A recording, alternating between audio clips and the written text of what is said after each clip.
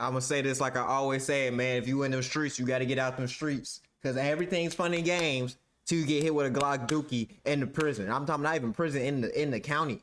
You go to the county, you get hit with a Glock duty. What you think they're gonna do to you when you get to the feds and you get to the big boy prison? Don't do it. It's not worth it. You ain't built like that. I ain't built like that shit. Man, I ain't built like that. You damn sure ain't built like that.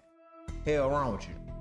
RP Jeff, RP Lil, RP all these niggas that died. 2022, the time would finally come when Lil Jeff, or Bloodhound Lil Jeff, right, as his artist name would be, began his rap career, dropping his first song and music video titled The Bloody Family, together with JB Bin Laden, with the name of the song being an obvious reference to his gang in the streets, the Bloodhounds. In his DJU interview, Jeff would attribute the beginning of his music career to Vert, who had encouraged him to start rapping. This part of the interview coinciding with Jeff's right-hand man Q50 chopping up some prescription quality pain medication with a doctor-like focus and precision. That was crazy. While Jeff would later earn the nickname the Pistol Professor, it was Q50 who was truly the Pill Professor. The track Bloody Family would be followed about a month later with Jeff's first solo song titled Can't Beat Us. In these songs, a babyface Jeff raps with a monotone delivery, lacking the high-pitched Joker-style voice that would later become his trademark. And this version of Jeff almost looks like a different person from the charismatic neck-tattooed demon that he would later appear as in his music video. I don't know what the hell you talking about. This is the same exact nigga. Just because he don't got a neck tattoo don't mean that, look, man, that nigga got bodies. He high as hell in this damn video. I can tell he more sober in this video than he is in this video. He high as hell in this video. He's sober in this video a little bit. He might be high, but he might be more used to it or something now. He offered in this video.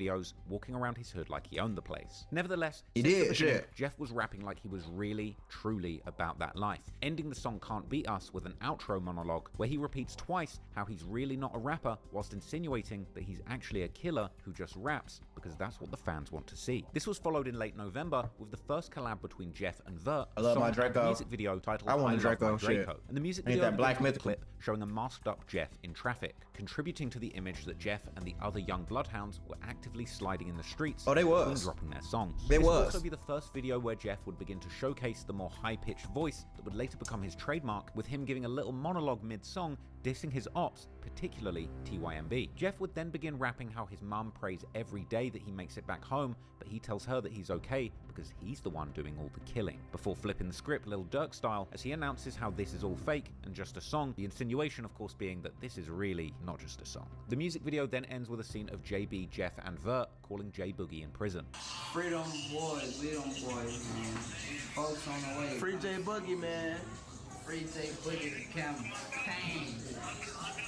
Ain't JB Bin Laden locked up on a body right now?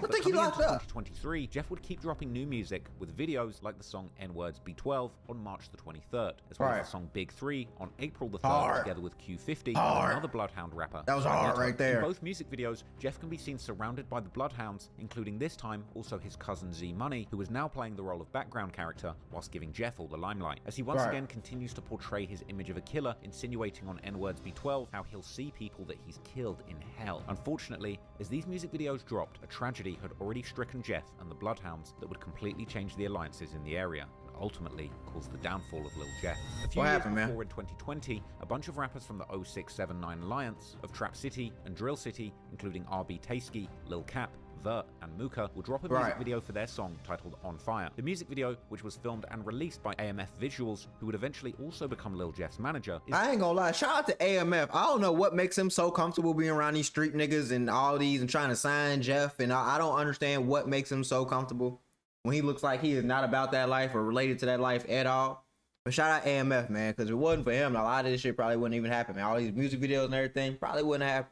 Is now interestingly unlisted. The music video begins with one of the most random cameos in perhaps all of drill history, with the camera showing King Von's sister, Kayla B, and the late Texas rapper Enchanting, who would sadly pass away in 2024. The hell Enchanting doing on the block? Hanging out in Trap City's hood. The video also shows guys like Vert hanging out in Trap City, like on the corner of 66th Street, aka Marquette Road, and Rhodes Avenue, while the rapper Mooka raps a bar about how the alliance between Trap City or Chris World and Drill City would never divide. Indeed, coming into 2023, the alliance between Drill City, Trap City, and Chris World, aka 06679, had lasted for over a decade, with these sets seemingly never having any larger qualms during this period. Right. Unfortunately, in 2023, this alliance would finally come crashing down, with one murder shrouded in mystery changing the relationship between these sets. Ain't that Z-Money, right? On the 7th of February 2023, JB Bin Laden would tweet a cryptic message saying how tables turn, bridges burn, but it is what it is. JB's tweet really could have been about just anything. Alright, what would happen only a month later would certainly make this tweet seem ominous in hindsight, as on the 16th of March 2023, right, at about 2 p.m, Jeff's cousin Z-Money, aka Zaire Nelson, was sitting in his car so this what happened. block of East 79th Street near the intersection of 79th and Kimball. This location being in the Avalon Park neighborhood, about 0.6 miles east from the main intersection of the Bloodhounds on 79th and Maryland, which is in the Chatham neighborhood. There, another vehicle would reportedly approach Z-Money's car. I low-key know exactly what I said. Someone from inside that car began opening fire, hitting Z-Money multiple times. Z-Money would be taken to the University of Chicago Medical Center, where he would unfortunately be pronounced dead. Low-key know what I said. Chasers would later arrive at the scene to film the aftermath of the shooting, showing the police combing through the scene with numerous shell markers left on the ground. In the comments of the video, Q50's mom would react to the footage, clearly personally affected by the death of Z-Money, and the loss of Z-Money would be a huge blow for the Bloodhounds, particularly Jeff, as his cousin had likely been like a brother to him in the streets ever since his real brother Boogie had gone to prison. To pay tribute to him, both Jeff and Q50 would get Z-Money tattoos on the top of their eyes, as well as a bunch of Z's tattooed on their index finger,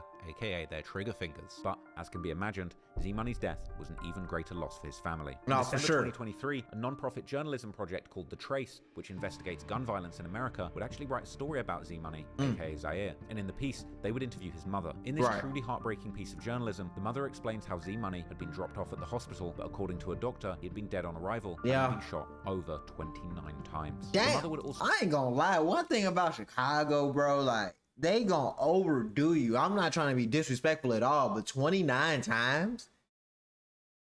What the fuck? What? How do you even hate a nigga that much to shoot him 29 times? Do you know how mad you gotta be at somebody to hit him 29 times though? 29? Bro, that's a whole clip. That's a whole clip. That's damn near 2 clips depending on what you shooting. Like, what the fuck? 29 times? I don't want no beef with y'all YNs, bro. Y'all standing over shit for 20 minutes. Y'all don't care about going to jail. also revealed that Z-Money had been waiting for his friend in the parking lot who had gone to drop off some clothes at the dry cleaners to be tailored. And when the shooters appeared, this made Z-Money attempt to run away, but ultimately getting caught by the hail of bullets. With it also being explained that his friend had then arrived and returned fire before fleeing the scene. And that friend was later not willing to speak to the police in fear of getting in trouble with them himself for using his gun. Unsurprisingly, Z-Money's murder would once again go unsolved by the Chicago Police Department, leaving his mother even more traumatized, with her explaining in the article that she was tortured by the idea that she might just be walking the streets amongst her son's killer in the that'd be the crazy part. I know. Legitimate because, as the rumor goes now, Z-Money was allegedly killed by people who were very close to him, more specifically by his old friends from Trap City who had allegedly backdoored Z-Money. At the time of the shooting, Z-Money's death would be posted in Reddit's drill community Chiracology, but the speculation about the reasons behind his death would only truly begin after Lil Jeff began making noise in the drill scene, with some claiming that the killing was actually all the result of a girl and a stolen gun, while others completely denied that any backdoor situation or setup had even taken place. However, the case would seemingly get some clarity in July 2024 when members of Trap City, including Trap City Rob, Vert's former good friend Tero, who's also a rapper, and OTF Black, who's actually a friend of Lil Durk and a Trap City OG, would give an interview to the Chicago YouTuber X-Man Rico, where they would insinuate that the relationship between Trap City and Drill City had actually gone sour over a stolen chain. I can see that. That's why I want the clip too. They say his dad from down here, Big J or something like that. Big J. Anybody you got. So his daddy is from down here.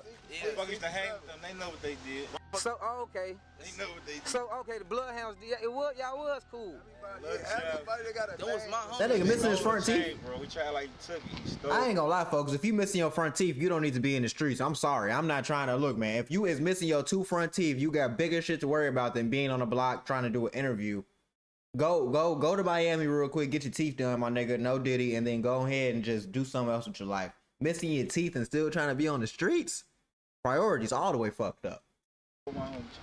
Who was that South Jason? Nah, brother. One of the other guys. This one of the other. This other one. Folks letting him wear the J. He come back like he got into a high speed with 12. Line saying he lost it. Right. You know what I'm saying? Mm-hmm. That's how my they look. You know? Yeah. You know what's crazy? Yeah. You know Jake Boogie, like Jake like Boogie, he under us. That's our shorty. Like I was in the field and just did. Like this Lil Jeff brother, like, on that.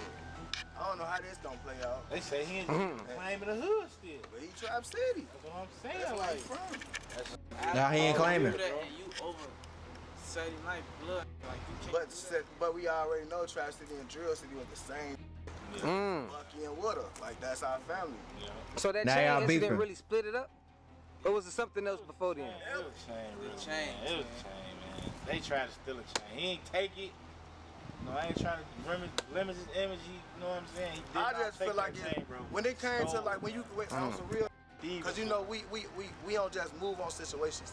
So we just feel like a lot of feel like it was just some dumb the chain on my soul. Like a from our hood being friendly, let them away your chain. Who does that? We may never know exactly. Nah, what for took real place, though, you don't but let what niggas does just run seem off with clear your is that chain, following wear your C chain Money's and death, shit. The Bloodhounds would cut all ties to their old friends around Trap City and Chris World. And as Jeff would rap in his feature on another Bloodhound rapper Hotheads, aka Tank Montana's song Still Walking, released in November 2023, losing his cousin would also make him lose his mind, with Jeff's focus from that point onwards seemingly being one thing and one thing alone, a get back that he would allegedly get during the summer of 2023. Oh God, I ain't gonna lie, I can't really blame him though. Like at the end of the day, a lot of beef in the world, not even just Chicago, be over little petty, stupid ass shit. Like you'd be surprised how many beefs in the world, whether it's real life government versus government, country versus country, hood versus hood, whatever it might be, is over a girl, money, and jewelry, or some guns.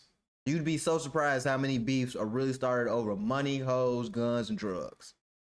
And it's ridiculous because if you take that out, bro, the world would really be a better place, man. If you really just like got to the bottom of shit and niggas wasn't beefing over hoes and all this other stupid ass shit, the world would be a safer place on fuck no grave. You'd be surprised.